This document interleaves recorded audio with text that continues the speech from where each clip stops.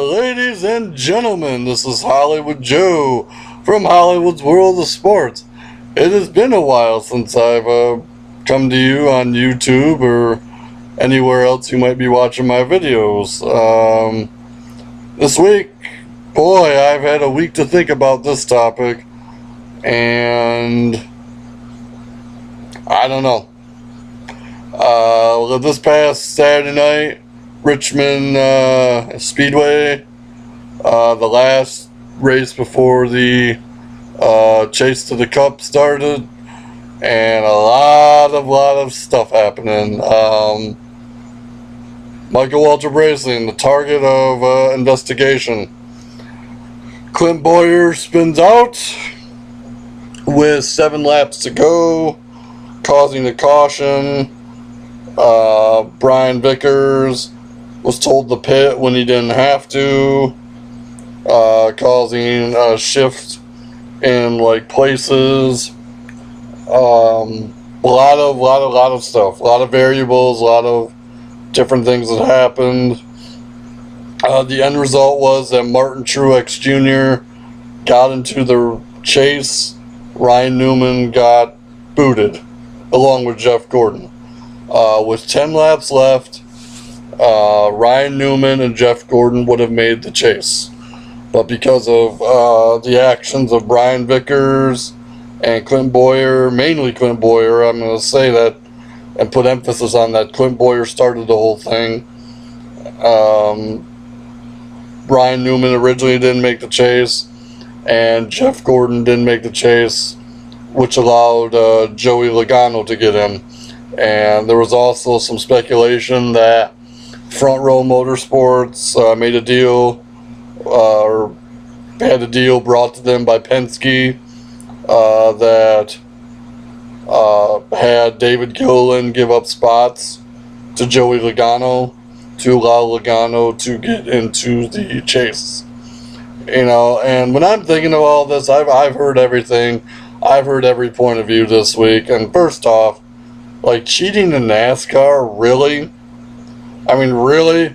We're talking about cheating in NASCAR? Really? Come on, people. First off, I don't care what anybody says about, Bowyer already having a clinched spot into the chase. They should have yanked his ass right out and gave that spot to Jeff Gordon. I don't care what anybody says. The fact of the matter is Ryan Newman, the punishment was that Martin Truex Jr. got taken out of the chase and Ryan Newman put in. Do I think NASCAR made the right decision? A little bit, yes. I mean, I kind of feel bad for Martin Truex because he didn't have a clue to what was going on. At least that's how it appeared on TV. I don't think he had any idea any of this happened with his teammates. And if he didn't have an idea, then the wrong person got punished. Clint Bowyer, I don't care if he was 5th or 6th or 7th in points. Clint Bowyer should have been yanked out of the chase. Ryan Newman and Jeff Gordon should be in.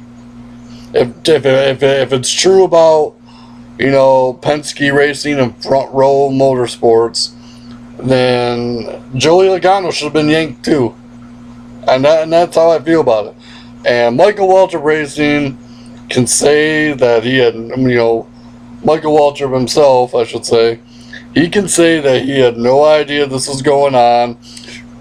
He can throw Ty Norris, his general manager and president, and the spotter for Brian Vickers.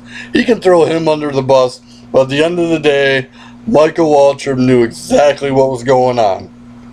I mean, think about it, guys. Michael Waltrip Racing ain't exactly the wealthiest racing company in the world. They're no Richard Childress. They're no Rick Hendrick. They're not Roush. They're not Penske. So, would Michael Waltrip benefit from having 2 cars into the chase and make that extra money? Oh, you damn right. You damn right he could. And for anybody to think otherwise is ignorant and stupid. And personally, I'll be honest with you. Michael Waltrip should not be allowed to commentate or broadcast for Fox or any other television station that covers NASCAR, because it's a conflict of interest.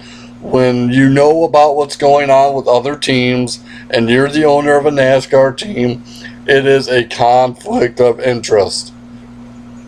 That's why I never liked it when Ray Evernham, when he was an owner, even though he's not anymore. I never liked it when he was, broadcasting, because it's a conflict of interest. As an owner, you shouldn't be privileged to information. You shouldn't be privileged to what the public is hearing. Obviously, I'm sure all the owners probably listen to the broadcast in some way, shape, or form, but I would say Michael Waltrip's punishment needs to be that he is removed from any broadcasting responsibilities. He doesn't need to be, And I'm sure next year we're going to hear all about how Mikey had nothing to do with it from Big Brother Daryl. And no disrespect to Daryl Waltrip, but your brother is a jackass right now. And that's how I feel about it. Michael Waltrip was a complete jackass on what happened Saturday. And don't sit there and tell me that he had no clue. Because think about it, people. There's audio all over the place. And are you trying to tell me that, no one was smart enough to let him know what was going on between Ty Norris and Brian Vickers, or the audio between Clint Boyer and his crew chief? Are you trying to tell me that nobody had enough common sense to tell Michael Waltrip that, your spotter and your driver are trying to cheat. Your other driver and his crew chief are trying to cheat. You're damn right he knew about it. Come on. He was sitting in the pit boxes with all his whole team. Come on. Are you that stupid? Yeah. I guarantee you Michael Waltrip knew exactly what was going on. It's just, I'm a huge NASCAR fan. I love NASCAR, okay? Call me a redneck, call me a real hillbilly, a nerd, or whatever you might want to call me. But I've always been a NASCAR fan. And then hearing about all this garbage just pisses me off. I want to see the best driver with the best car win every single week. Not have a race be thrown because of some bullshit. Simple as that. But, obviously NASCAR did what they did. Boyer obviously is still in. I really hope to God Clint Boyer gets wrecked every single week. That's what I hope happens to him. And honestly, at this point, the chase starts this Sunday in Chicago. I hope Ryan Newman wins the championship. I really do. For one of two reasons. One, because of all this crap that happened at Richmond. And two, because of how Tony Stewart has treated him and made him look this year. Saying that, Tony Stewart, and I'm going to end with this, and because it's completely off topic and I'm not going to go into it too much. Tony Stewart has pretty much said, without using names, that Danica Patrick is meeting expectations and Ryan Newman has not met expectations this year. Well, Tony, you can take your little broken leg and eat your words, because Ryan Newman is in the chase. Even if it's on a technicality, he should have been in the chase anyways. You're sitting with a busted leg, Danica can't finish in the top 10. So you know what? Even though this is about cheating in NASCAR, you know, Ryan Newman, that's who I'm picking. That's who I want to see win this championship. And don't get me wrong, I'm a Dale Earnhardt Jr. fan all the way, folks. And I would love to see Dale Jr., win a championship. But because of the circumstances of what's going on with Ryan Newman, I really hope he wins the whole thing. End of story.